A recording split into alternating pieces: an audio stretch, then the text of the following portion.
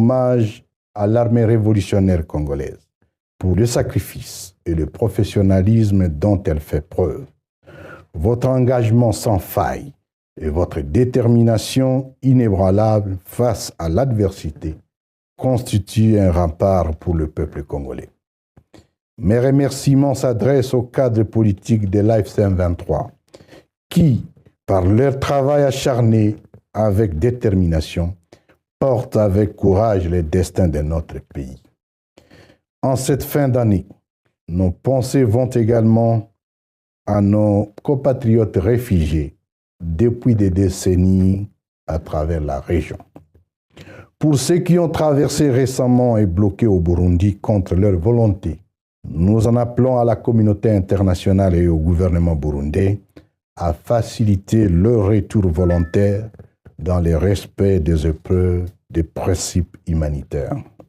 En territoire libéré, la population vit désormais dans la paix, la dignité et la sécurité retrouvées. La jeune administration s'installe. La justice, quant à elle, est en pleine relance. Sur le plan économique, la résilience du peuple a prévalu. L'économie s'active et s'adapte. Les institutions de microfinance et les sociétés d'assurance se mettent progressivement en place en toute sérénité. Les nouvelles infrastructures sont en pleine construction. Malgré la conjoncture, la voirie urbaine, les routes et les ponts en cours de réhabilitation. Le social s'améliore de manière significative. Le retour volontaire des réfugiés est observé. Les déplacés internes retrouvent leur localité d'origine et s'adonnent de nouveau à l'agriculture et à l'élevage. Nos enfants ont retrouvé les chemins de l'école et les hôpitaux fonctionnent normalement. L'AFC M23 s'impose comme une alternative crédible et d'espérance. Mes très chers compatriotes, au cours de cette année 2025, animée par un sens élevé de responsabilités, nous avons fait le choix de la paix. Un choix difficile, parfois douloureux, au regard des sacrifices consentis, mais un choix nécessaire. Nous nous sommes engagés de bonne foi dans un processus de dialogue avec le régime de Kinshasa.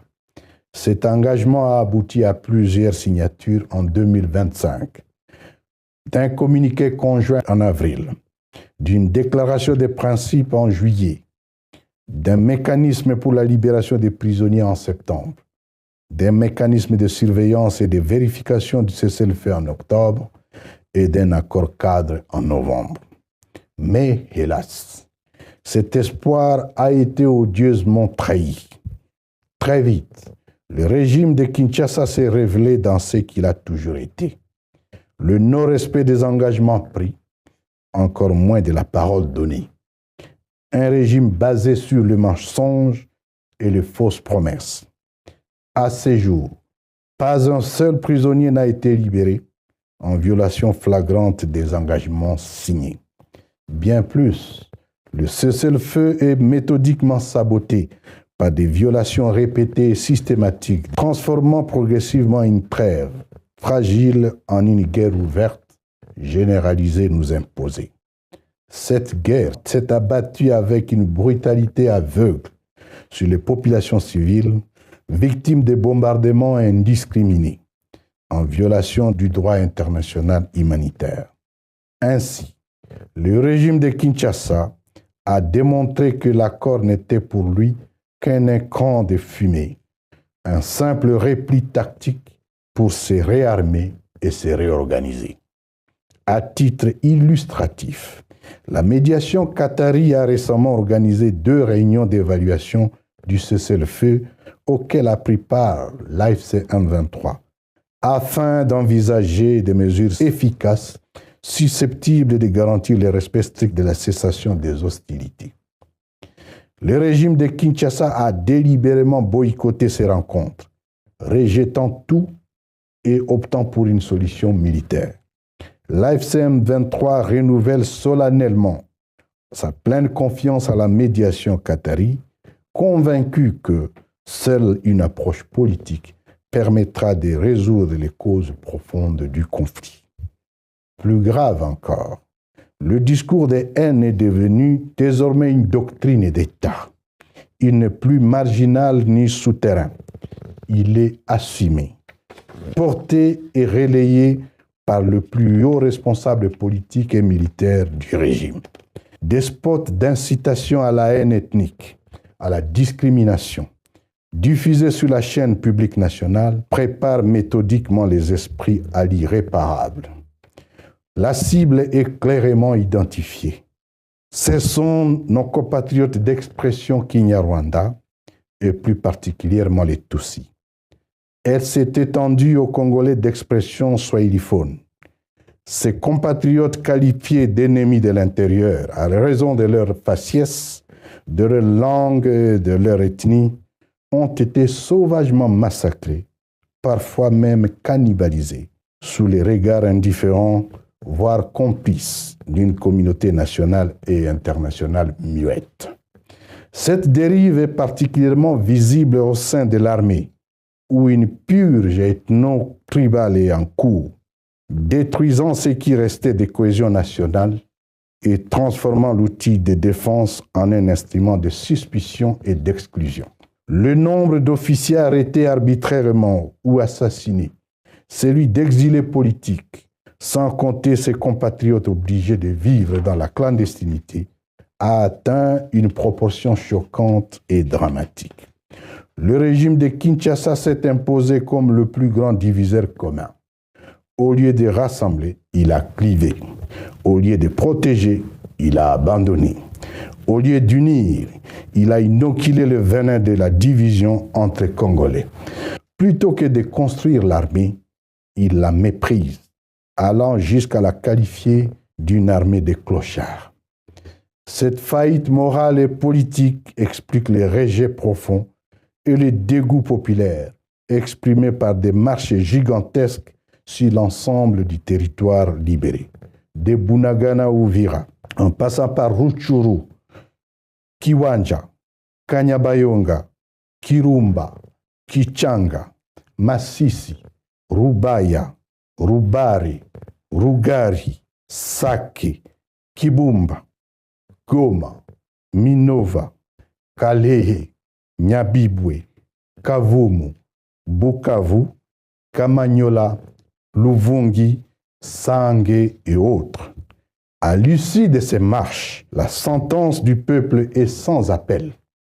La page de ces régimes agonisants est désormais tournée.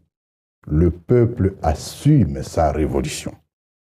Les intimidations, les arrestations arbitraires, les kidnappings nocturnes, les menaces et les dérives autoritaires ne sont pas des signes de force. Elles sont plutôt l'aveu d'une panique. La peur du devoir, tôt ou tard, répondre devant le tribunal de l'histoire. Bien plus, le régime de Kinshasa a inscrit dans l'imaginaire collectif sa véritable mission. Piller le pays, voler et brader les ressources, détricoter les institutions politiques, vider l'État de sa substance au profit d'une coterie tribale prédatrice. Mes très chers compatriotes, le régime de Kinshasa a fait le choix cynique de brader les ressources naturelles du pays au détriment du peuple, sans aucune consultation de ces derniers, afin de se maintenir au pouvoir et de garantir la protection de sa famille. Reconnu pour les reniements de ses engagements, il est bien évident qu'il ne respectera rien. Par contre, l'AFCM 23, dont la réputation est irréprochable en matière de respect des engagements pris, demeure la seule unique alternative crédible. Notre vision étant de faire de la République démocratique du Congo une terre d'opportunité au bénéfice de notre peuple. Mes très chers compatriotes, la crise actuelle est essentiellement congolaise. Vouloir l'externaliser, c'est traiter les symptômes sans jamais soigner la cause. Il s'agit d'une stratégie mensongère du régime de Kinshasa qui cherche à occulter les défaillances et les limites de sa propre gouvernance. aller pleurnicher et quémander dans les différentes capitales étrangères ne résoudra jamais le mal congolais. Les tueries, les massacres, l'insécurité chronique, les conflits identitaires, la corruption, la pauvreté, le discours de haine, le tribalisme, le détournement, le banditisme urbain ou l'insalubrité.